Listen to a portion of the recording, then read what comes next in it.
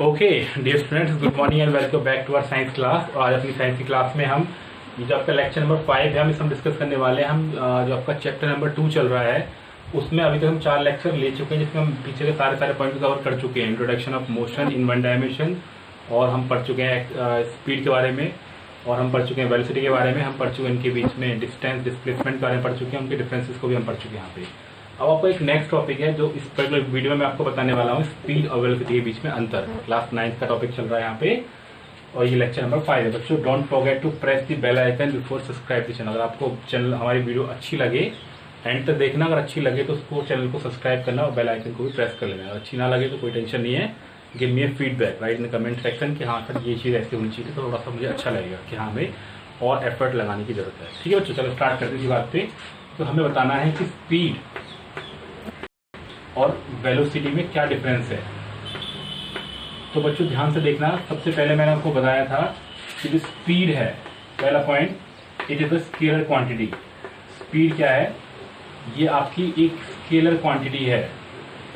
Scalar का मतलब क्या है कि इसके पास सिर्फ मैग्नीट्यूड होगा। क्या होगा? इसके पास सिर्फ मैग्नीट्यूड होगा। और it is a vector quantity. ये it is a vector quantity. अगर ये वेक्टर क्वांटिटी है तो इसका मतलब क्या होगा? इसके पास मैग्नीट्यूड प्लस डायरेक्शन होगा। Magnitude plus direction. बच्चों मैंने सबसे पहले जो वीडियो बनाई लेक्चर 1 जाके चेक करना आप वहां पे। लेक्चर 1 जो है स्पेसिफिकली इसी टॉपिक के ऊपर है, स्केलर क्वांटिटी और वेक्टर क्वांटिटी के ऊपर ही। ठीक है बच्चों, पहला पॉइंट क्लियर हो गया। अब दूसरा पॉइंट समझ लो, डिस्टेंस क्या होती है कि it is defined the distance per unit time. Distance per unit time कहलाती है आपकी स्पीड। ये कहलाएगी आपकी displacement per unit time. Displacement per unit time. दूसरा पॉइंट बड़ा सिंपल सा था यहाँ पे। अब तीसरा point, it can never be zero. It can never be zero if object is in motion. अगर ऑब्जेक्ट मोशन में है या मोशन करके आया हुआ है या उसने मोशन करी है तो हम बोलेंगे उसकी जो स्पीड है कभी जीरो नहीं होगी ना, but it can be zero. अगर किसी ऑब्जेक्ट ने कुछ पाथ फॉलो किया है it can never be zero, but if the object cover some part it can be zero. इसका एग्जाम्पल कैसे हो सकता है? क्योंकि मैंने आपको बताया कि अगर ऑब्जेक्ट घूम के उसी पॉइंट पे वापस आ गया तो डिस्प्लेसमेंट जीरो हो गया। अब डिस्प्लेसमेंट जीरो होगा तो आपकी जो आपका जो टर्म है वेलोसिटी वाला वो पूरा जीरो हो जाएगा। बट अगर वो कहीं घूम के आया तो टोटल पाथ क्या होता है? जुड़ जाएगा यहाँ से यहाँ तक का, तो वो कभी भी जीरो नहीं होगा। ठीक है बच्चों, बात समझ आ गई?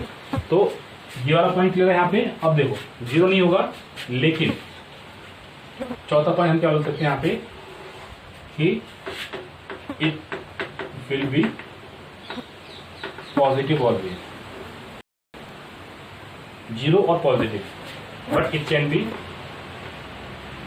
Positive, negative and zero. ये तो कुछ भी हो सकती है यहाँ पे। ये बच्चों बात समझ आ रही है? बच्चों बताओ यहाँ तक अभी तक कोई दिक्कत है? मैंने आपके साथ में डिस्कस किए हैं, अभी आपके पास में 4 पॉइंट मैंने यहाँ पे डिस्कस कर लिए हैं, और 4 पॉइंट में मेरे हिसाब से कोई भी दिक्कत नहीं है कि ये तो आपकी स्केलर क्वांटिटी हो गई, ये आपकी वेक्टर क्वांटिटी हो गई, ये डिस्टेंस पर टाइम हो गया, डिस्प्लेसमेंट पर टाइम हो गया। It can never be zero अगर आपने कुछ पाथ फॉलो किया है तो। इट कैन बी जीरो अगर आपने पाथ फॉलो किया है तो। It will be positive always, it can be positive, negative और जीरो। ठीक है बच्चों, यहाँ पे बात में आ गई। चलो एक एग्जाम्पल ले लेते हैं इसके तो, ताकि आपको अच्छे से में आ जाए। जैसे मैंने अभी आपको बताया कि स्पीड क्या होती है, मैं इसी को समझा रहा हूँ। इसी पॉइंट को थोड़ा सा और अच्छे से समझ जाए। यहाँ पे स्पीड होती है distance upon time. Distance upon time, यानी कि अगर एक ऑब्जेक्ट यहां से लेके यहां तक गया, ए से लेके बी तक गया, लेफ्ट उसने चलो 5 मीटर और लौट के वापस आ गया 5 मीटर और, तो टोटल डिस्टेंस कितनी होगी यहाँ पे? Total distance 10 metre. ठीक है बच्चों, अगर मैं पूछूं टोटल डिस्प्लेसमेंट कितना हो जाएगा आपका? टोटल डिस्प्लेसमेंट आपका 0, क्योंकि इनिशियल पॉइंट पे ही आ गया, वो लौट के यहीं आ गया। तो अगर आप यहीं की स्पीड निकालो, लेट्स से इसने 2 मीटर लगा जाने में, 2 सेकंड लगा जाने में, 2 सेकंड लगा आने में, तो स्पीड क्या हो जाएगी आपकी 10/4, ठीक है, यानी कि 2.5 आ जाएगी। और डिस्प्लेसमेंट क्या जाएगी आपकी, स्पीड क्या, वेलोसिटी क्या हो जाएगी आपकी, वो बन जाएगी आपकी 0/4 यानी कि 0। ध्यान से देखो बच्चों, ये बहुत ही सिंपल सा पॉइंट है, बस बहुत ही इंपॉर्टेंट पॉइंट है यहाँ पे कि स्पीड कैन नेवर बी 0। अगर ऑब्जेक्ट ने मोशन में है, ऑब्जेक्ट ने चलिए कुछ पाथ फॉलो किया है, तो वो कभी 0 नहीं होगा, लेकिन displacement can be 0 so as the velocity can be 0। बच्चों बात समझ आ गई। यहाँ पे मैंने इस एग्जाम्पल को अलग से सिर्फ इसलिए लिया है ताकि आप इस चीज को, इस टॉपिक को आराम से समझ सको यहाँ पे। और एक नेगेटिव वाला पॉइंट समझो। नेगेटिव क्या मतलब है यहाँ पे कि ये नेगेटिव कब होगा, सोचो कि एक ऑब्जेक्ट यहाँ से चलना स्टार्ट किया ओ से, 1 2 3 5 मिनट चला, वो जब लौट के आया तो वो यहाँ पे नहीं रुका, कभी यहाँ पे आ गया, माइनस का 1 माइनस का 2 यहाँ पे आ गया। तो अब अगर मैंने बोला डिस्प्लेसमेंट, तो डिस्प्लेसमेंट क्या होता है, शॉर्टेस्ट पाथ। अब शॉर्टेस्ट पाथ का 0 से लेकर -2 तक का, तो -2 अपॉन लेफ्ट से टाइम उसने कितना लगा यहाँ पे, यहाँ से यहाँ तक का। देखो अब ये यहाँ से लेके यहाँ तक गया, यहाँ से लेके यहाँ तक गया, तो मैंने इसको यहाँ से मिला दिया, और लेफ्ट से यहाँ तक इसने कितना डिस्टेंस ट्रेवल किया, कितना टाइम टेकन किया, 2 सेकेंड, तो -1 आ गया।